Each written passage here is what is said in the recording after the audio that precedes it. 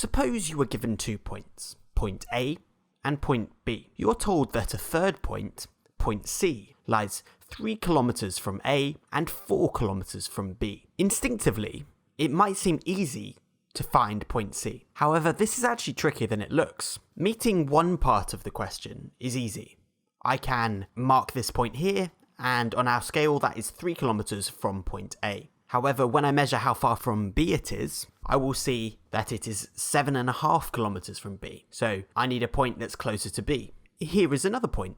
This point is exactly 4 kilometers from B. However, this one is now 5 kilometers from A. Eventually, with enough trial and error, you might be able to get very close to the answer. This is Mr. Butler Maths, and in this video, we are looking at finding missing points using constructions.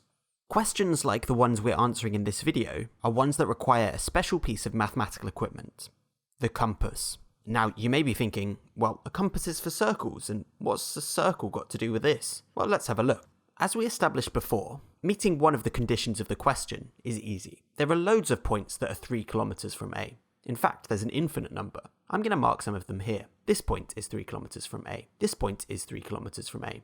As is this one, this one, this one, and this one. All those points are 3 kilometers from point A. If we filled in a few more of those points, you might recognize the shape they're making. That's right, it's making a circle.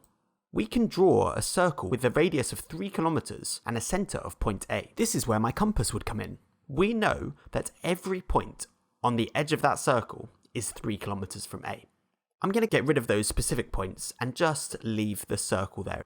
Let's now apply the same process to point B. Remember, the question asked us to find a point that was 3 kilometers from A and 4 kilometers from B. So we're focusing on that second part now. This point is 4 kilometers from B. So is this point, and this point, and this point over here, and this point, and this point, and this point. All of those points are 4 kilometers from B.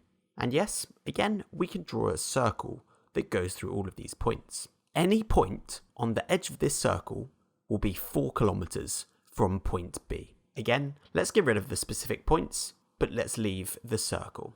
Now we have 2 circles. We have a circle with a radius of 3 kilometers around point A and a circle with a radius of 4 kilometers around point B. We are looking for a point that is on the edge of both of these circles. Do any of these points exist? Well, in fact, 2 points like this exist. And those are the 2 places where the edges of the circle overlap.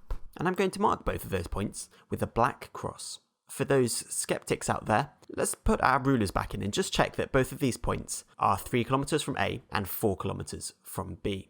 This first one, as we can see, is 3 kilometers from A and also 4 kilometers from B. If we move those rulers down now, we'll see that the bottom point is also 3 kilometers from A and 4 kilometers from B. And this makes sense because they're on the edge of both circles. So the question asked us to identify point C, which lies 3 kilometers from A and 4 kilometers from B. And we've identified 2 possible places where point C could be. Often, a maths question might give you some more information to help you work out which of those 2 possible points are actually going to be the one point that is C.